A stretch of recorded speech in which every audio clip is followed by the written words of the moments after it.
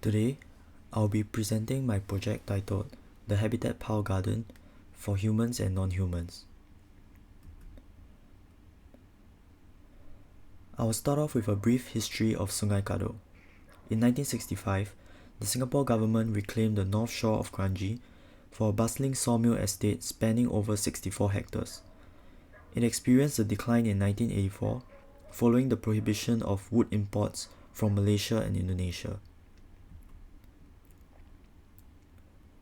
This is a timeline of the mangrove swamplands, reclamation, then the moving in of sawmill factories. Even though the sawmill industry has been on a decline, one still remains here, Singapore's largest remaining sawmill.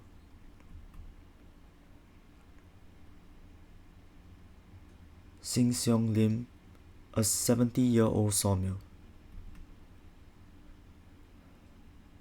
Sin Siong Lim is one of the 3 sawmills left in Singapore. There are currently only 5 workers left due to the physical demands of the factory. JTC has invited them to move into Timac, however they rejected the offer due to the space constraints and inconvenience.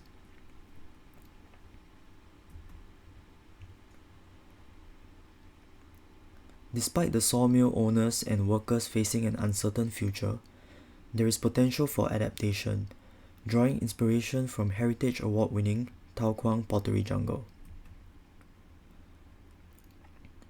Tau Kwang has shifted its business model today from the import and export of pottery to educational tours, workshops and retail to be able to hold up till today.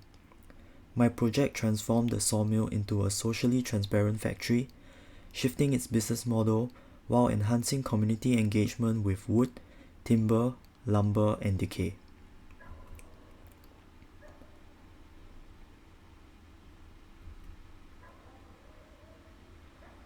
In Sungai Kadok, Sin Siong Lim is located here, and when you overlay JTC proposed connectivity plan, you can see that the property will not be affected by future roads, being at the corner of a major and a minor road, as well as the future mobility corridor and transport hub.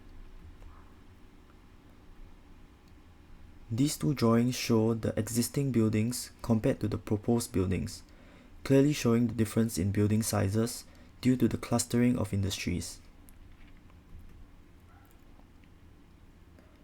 With that, my plan is to condense Sin Siong Lim's factories to fit the JTC master plan, using its infrastructure for educational tours, retail, workshops, in addition to it being an operational factory.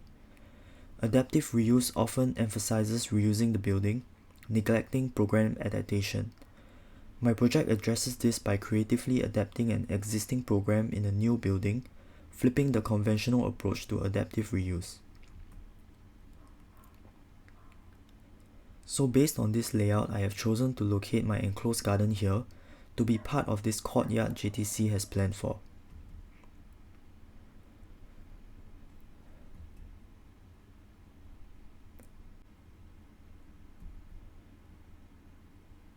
The concept for my design is to have an enclosed garden within the factory that offers a purposeful pause amidst the fast-moving narrative of wood processing and the everyday life of Sungai Kadok Eco District. In this garden, humans are allowed to interact with lumber undergoing various stages of decay.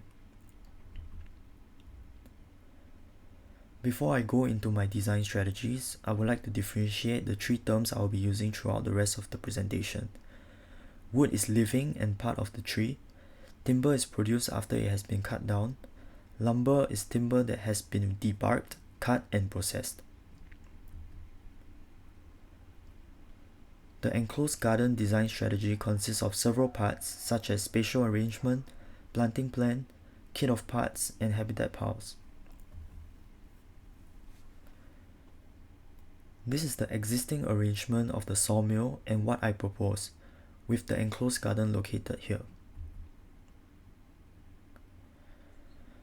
The stacked lumber recreate the existing sawmill's lined yet haphazard arrangement, expressing the spacing for machine movement. Lumber is arranged to form gates and portals, inviting humans to explore various viewpoints. Rather than imposing a fixed path, these garden elements offer choices, allowing individuals to engage with the garden at their own pace. The lumber also spills out of the boundary of the factory to lead humans into this garden.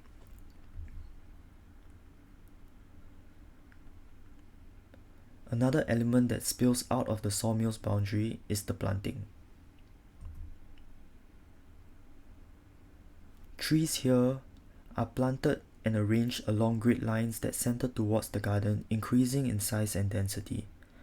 This configuration aims to direct human movement while contrasting the JTC plans for SKED.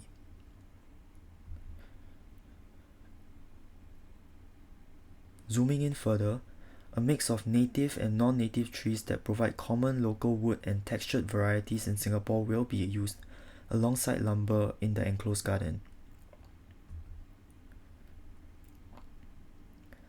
The design language embraces change, where lumber is intentionally cut to facilitate decay and growth.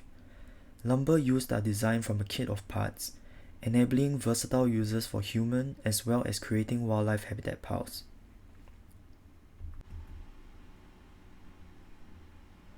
What is a habitat pile? Wildlife habitat piles are deliberately constructed, providing functions of large down logs found in older forests. They provide habitats for various wildlife such as birds, mammals, and insects, while holes in the lumber encourage spontaneous growth of ferns, fungi, and epiphytes. Looking further into one example of these gates is the jelutong tree alongside its lumber. My design aims to embrace change, hence I'll go through the various stages of decay and growth in the time span of 30 years.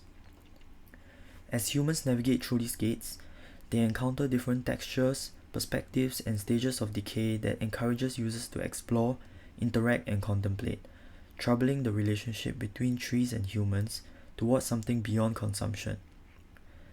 The garden begins with lumber that has been debarked and cut and is neatly placed on the ground. 10 years in, lumber is partially buried and is starting to turn soft. 20 years later, lumber has already become barely distinguishable from the ground, turning into mulch. Once fully decomposed, the garden element is reconstructed as fresh lumber replaces the old, ensuring an ongoing space of friction in the context of a smooth eco-district.